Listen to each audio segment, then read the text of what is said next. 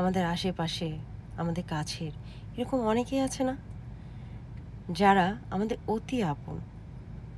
কিন্তু কোনো এক সময় হুট করে প্রতারণা করে ফেলল।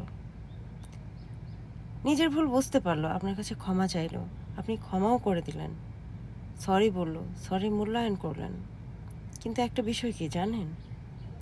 এই যে আপনি ক্ষমা করে দিলেন, সেই মানুষটা যদি আবার আপনার জীবনে ফিরে আসে, এই পরিচিত মানুষটাই, তাকে কিন্তু অনেক অপরিচিত মনে হয়। তাকে কিন্তু আর আগের মতো বিশ্বাস করা যায় না। কেন যেন তাকে আর পরিচিত মনে হয় না।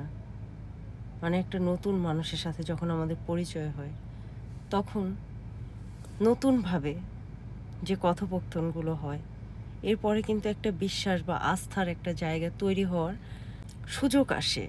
কিন্তু কোনো পরিচিত মানুষ যখন একবার অপরিচিত হয়ে যায়, সে যখন আবার ফিরে আসতে চায় জীবনে, কেন যেন তার প্রতি আর আস্থার জায়গাটা ফিরে আসে না।